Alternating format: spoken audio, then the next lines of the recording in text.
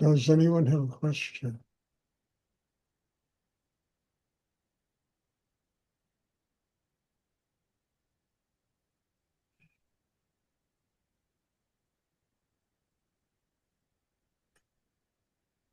Well, you don't have to have a question. It's okay.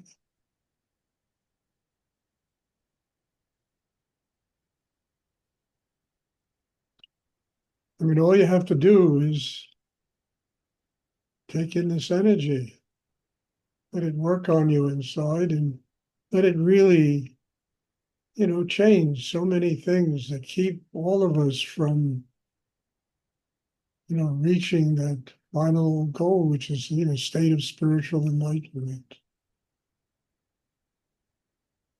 And yet, as I always say, it's almost good that we have those things. I mean, very few people look at it that way. I mean, it's good to have problems. It's good to have, conflicts all the time. Yeah, they're part of the alphabet soup. They're part of the process because we need them as a reminder. We don't have to manufacture them. We don't have to make them up. We don't have to induce them. They're just there.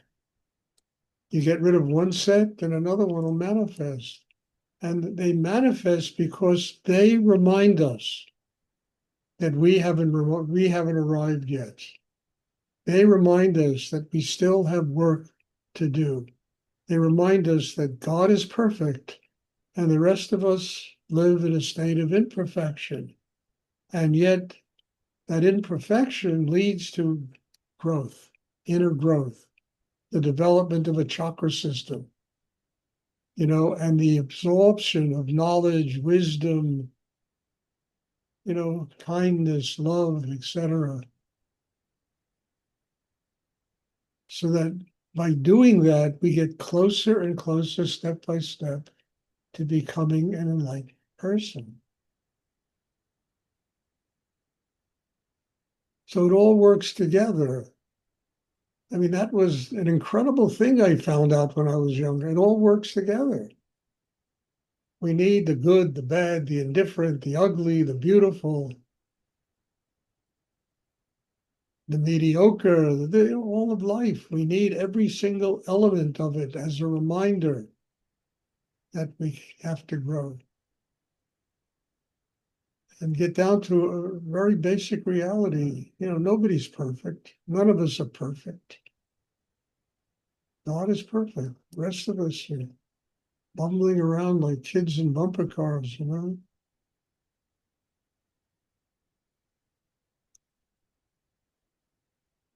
Moving closer to perfection.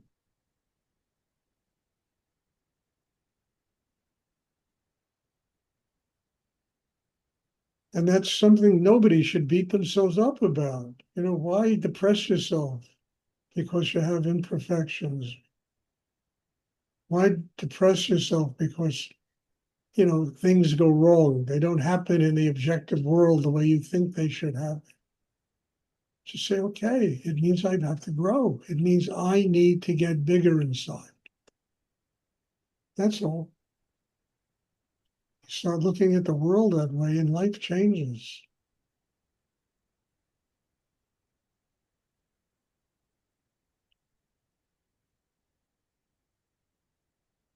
Does anyone have a question? I have a question. Stuart, I don't understand the expression God is perfect. And all I know is that I'm never going to be perfect. I'm not, and there's no point to aspire to it. Can you talk about those things? Look, Bob, I'll have to join your club. I don't understand the fact that God is perfect.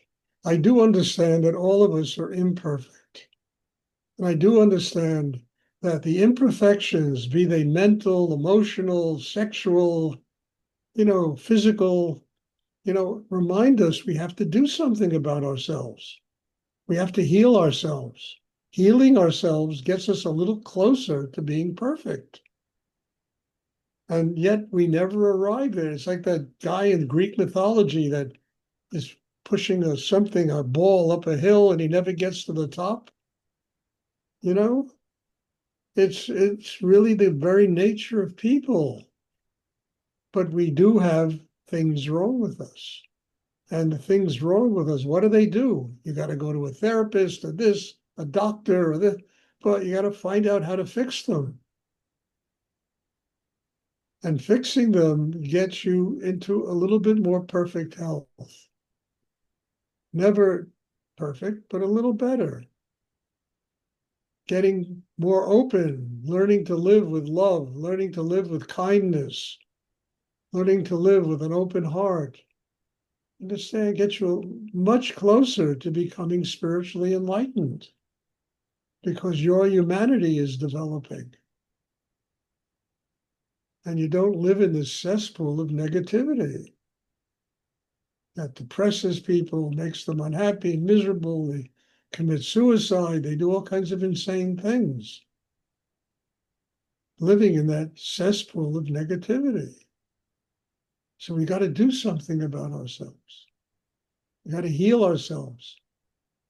And healing ourselves gets us a little closer to being spiritually enlightened. So do I understand perfection? God knows. I don't know. I have no idea what it is. I do know that I am imperfect. And I do know that my imperfections are an amazing reminder that I have to have these classes all the time because they make me grow. And I can't have any excuses for not attending them because they make me grow. And God has provided this. I haven't provided this. My God, you think I want to do this every day? I need to do it because it makes me grow. Do you think Rudy needed to go visit his guru? He told me he can't stand going there. The guy makes him crazy. But he said, I need to go. Being in his presence, he's the only person I have ever met who's strong enough to break me down. These classes are the only thing I've ever come across that's strong enough to break me down.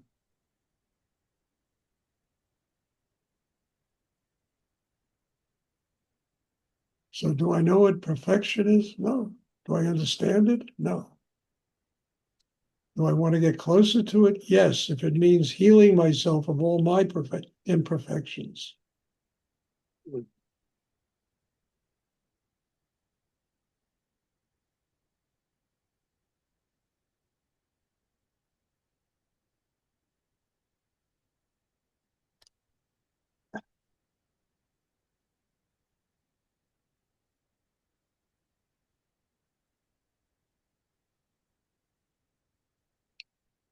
So I don't know what else to say on this matter. Does anyone else have a question I would like to ask? Can you speak about peace? About peace? Yeah. Yeah. Well, look, the only thing that I come to realize after years of doing inner work that there will never be peace in this world unless people come to a place where there's peace inside themselves. And that's really everyone. You know, the world is what we see in the objective world is a manifestation of the lack of inner peace inside people. So people are taking it out on each other and finding negative things and conflict and arguing and fighting, creating wars, genocide and all kinds of madness. And it all reflects the insanity that exists inside human beings. And that's not going to go away until people learn how to truly fix them, heal themselves. Now, will that ever happen? I don't think in my lifetime, but there's another reason. Will I allow it to interfere with me working on myself so I can find my own inner peace in this world and be able to deal with the tension, the insanity, the crap that goes on in life? No. In fact, it all is a reminder of how not to live, how I shouldn't want to live. That I do want to have a state of inner peace. And you can get that.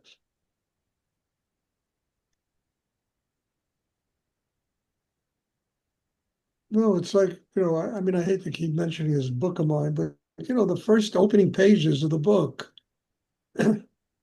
it's about, my father who was in like a coma for 3 weeks with 106-degree fever. Didn't know me, didn't know my mother, didn't know my sister. And then one afternoon, I walked into his hospital room and he was lying there in a state of deep inner peace, serenity. I'd never seen anyone, especially my father, ever look like that. His eyes were clear. The room was full of light. He took my hand. I asked him if he knew me, and he said yes. And then that nurse, amazing what she told me, to her understanding and her experience, not understanding. Just before people die, they go into this state of total inner peace, serenity. It's like they've surrendered everything. And it shook me to the core. Why did my father have to wait 49 years to experience this state of inner peace 2 hours before he died? It changed my life. It really changed my life. It was amazing. Oh, my whole world changed just from that experience. I didn't want to wait.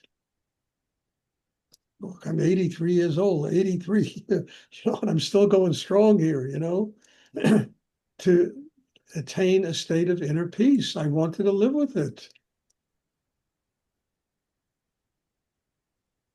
And that meant doing very deep inner work, quieting my mind, quieting my emotions, my sexual energy, getting myself really centered inside, balanced inside. I mean, why do people have to wait till 2 hours before they die just to experience inner peace? It shouldn't be RIP, it should be LIP.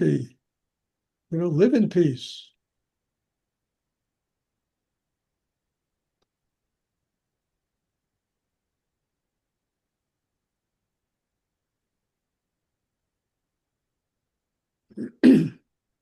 Thank you.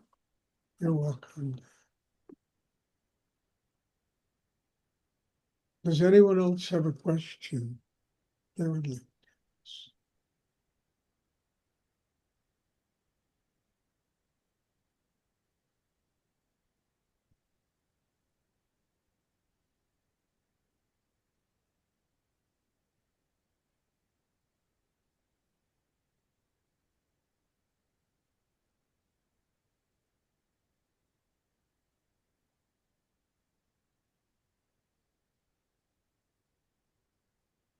Okay, if there are no more questions, then thank you. God bless you. As I say at the end of every class, thank you for being here. Thank you for making me work as hard as I have to work on myself to do these classes. God bless you all. And have a wonderful evening. And there'll be meditation tomorrow at 1 and also at 7:30. God bless you all. Thank you. Thank you, Stuart. Thank you, Stuart. Thank you, Stuart. You're Stuart.